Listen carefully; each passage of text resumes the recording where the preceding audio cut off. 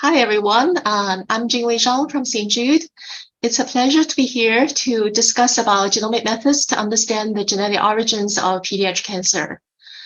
So pediatric cancer, like any of the cancer studies, we usually perform a genomic profile from a research cohort.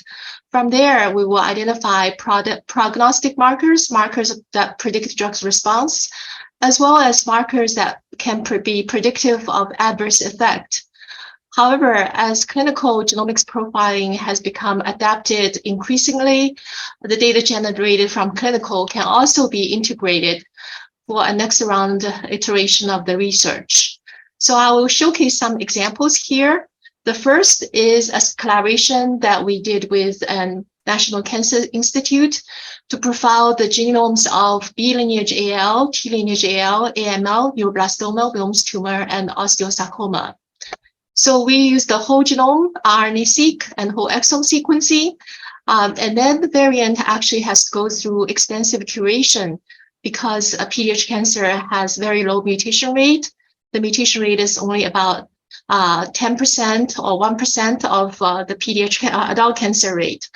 From these curated variants, we perform statistical analysis to identify drivers that can really drive the disease. So in this study, we have identified 142 statistically significant driver genes. And the majority of these, over 50% of them, are absent in adult cancer, that really highlight the importance of understanding the molecular mechanism of pediatric cancer. Additionally, structural variation and copy number changes accounted for 62% of the drivers.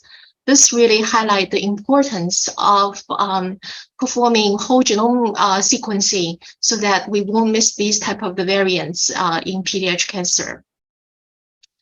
Aside from doing statistical analysis, at times we also stratify pediatric cancer patients based on the age of onset. And in this particular case, for a neuroblastoma study involving 700 patients, we subdivided groups into infants less than 18 months, children 1.5 to 5 years, and older children and teenagers, because the genetic risk of these three groups and clinical outcomes are different. And we can see as the driver genes listed here, that the driver profiles are quite different. There are very few drivers in the infant group, and the high-risk groups of the children have MYC and TERT mutation, while the older children tend to have ATRX mutation, and this group has a very unusual disease progression, as they can do fine initially and develop into an indolent disease and then finally succumb to this disease. So it's a long progression. So another way of looking at the landscape that has been adopted recently is to first cluster these patient samples by the pattern of expression and methylation. And this is an example that we have defined the genomic landscape of pediatric acute lymphoblastic leukemia involving the study of 2,700 cases. So what we have done here is to first run the cluster on the RNA-seq data so that samples could be organized based on the genetic alteration, and as shown here. And if we do that for solid or brain tumors, these will be classified by cell of origin or the combination of cell of origin and genetic alteration. Then we can look into the genetic variants within each subgroup. So some of the rare drivers that present in a unique cluster, like these 6 cases of the samples that have the NUTM1 fusions, were only discovered by this approach. And the third aspect of it is that we can also find heterogeneous drivers, but they impact the same programs.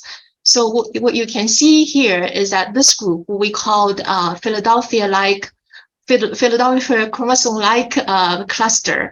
They all harbor kinase drivers, but have very heterogeneous drivers that you cannot discover them just by statistical analysis. And additionally, some of the substructures within the cluster as shown in this example of KMT2A rearrangement, as well as DUX4 fusions, that also indicating additional collaborative mutations in these groups, and they can be further subclassified to find disease correlation. Now I also want to switch gear from tumor to germline cancer predisposition. And this is a study we did several years ago that profiled over 1,000 pediatric cancer patients in the germline. And we discovered pathogenic germline variations in 8.5% of the patients, and 50% of the mutation carriers have family history. And I want to draw attention to the highest bar here, which is TP53 mutation in adrenal cortical carcinoma. And this mutation was pretty much driven by the R337H mutation in the Brazilian patients, and the children who carry the mutant was suspected to be descendant of a Portuguese prince who migrated to Brazil several centuries ago. So to find the pathogenic mutation, there's a general workflow that there are many software tools have been implemented for carrying out the study. So I just want to introduce one of the tools that we developed called PCAM-PI, which start with the variant list and then going through the disease gene filtering, annotation and variant classification, and population frequency filtering, and automated classification that uses public databases like CleanVar, and using functional data as well as in silico prediction. And these candidates then will be submitted to a panel that they will use the ACMG guidelines for final formal classification of mutation pathogenicity. So this approach that we used for multiple research studies, as well as in the currently in the clinical setting to classify patients. So I want to give one example of this ETV6 pathogenic mutation that we identified in a familial leukemia study. And this variant was missed by linkage analysis because one of the kids actually have incomplete penetrance. So the variant was discovered by the pathogenicity classification. For germline analysis, we could also use the tumor samples to gain more insight. And this is an example that shows a MYH a mutation G396D initially was a founder mutation known to confer risk to adult colon cancer, is present in a pediatric retinoblastoma patient. We also find a second hit in the tumor by loss of heterozygosity. And this retinoblastoma has a very unusual profile. It has the highest mutation burden in our clinical cohort, and also harbors has a ROS signature showing orange here that's absent in all the other retinoblastoma cases. So as MYH gene is involved in repairing ROS-induced mutation, so we believe in this particular case that the presence of this variant is pathogenic.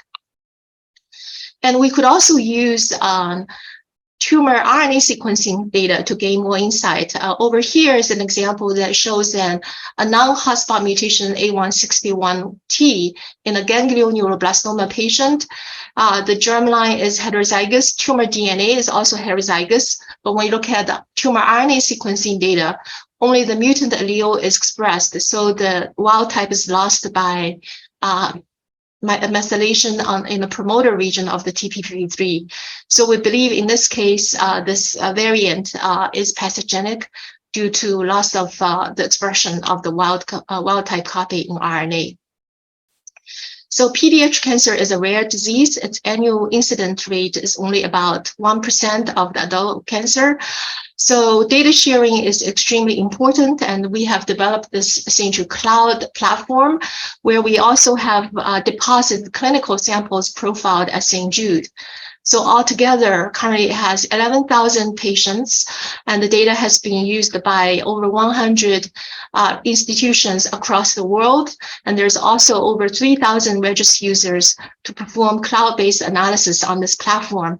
And I hope the audience here will be interested in utilizing this resource to find additional patterns in pediatric cancer. Thank you so much for your attention.